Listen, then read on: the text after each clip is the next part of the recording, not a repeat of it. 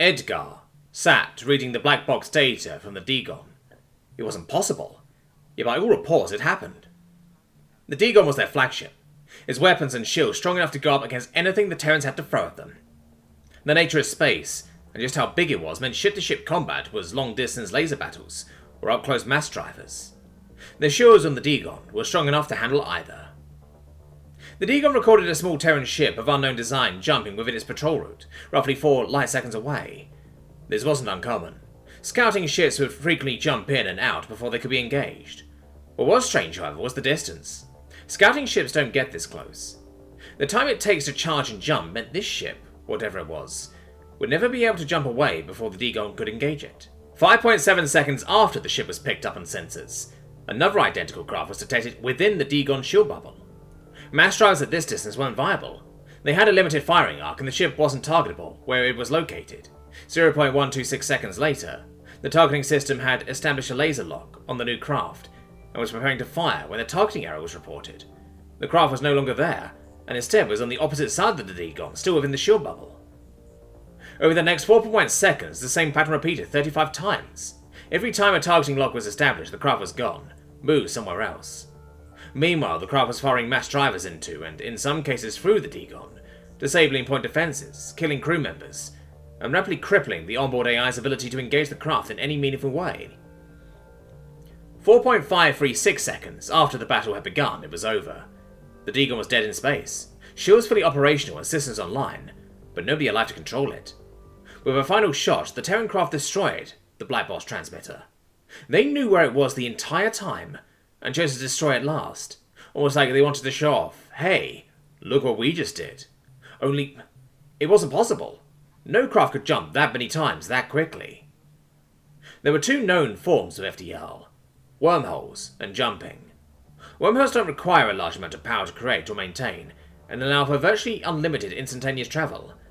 However, due to the nature of ripping a hole through space, space does not like this very much. They were limited in size and require structures on both ends to maintain them. This effectively limits wormholes to FDL communications. Jumping solves this by instead ripping a hole through space to stretch between point A and point B. It's then a simple matter of riding this stretched space as it collapses back to its natural state, and you end up somewhere in between point A and B. However, it also has drawbacks. The further the distance, the more the space has to be stretched, and the more energy it takes to stretch it. This puts practice limits on how far something can jump and how big it can be. It also means that jumping repeatedly requires a huge amount of supercapacitors and a reactor capable of charging them. The Terran craft had none of the space for the number of supercapacitors needed, nor a reactor capable of generating the power needed to jump as many times as it did. The sensors did not pick up any such reactor on the craft. In fact, if the sensors are to be believed, the craft didn't have any reactor. 2 hours earlier, aboard the Snail. All systems reporting green. Stinger connection has been established and is responding with acceptable latency. Main drive is fully charged and is waiting for the latest scouted Dagon position. The Snail was a massive ship. Designed for remote combat, it had no defenses, no armor, no shields, and true to its name had the speed of a snail.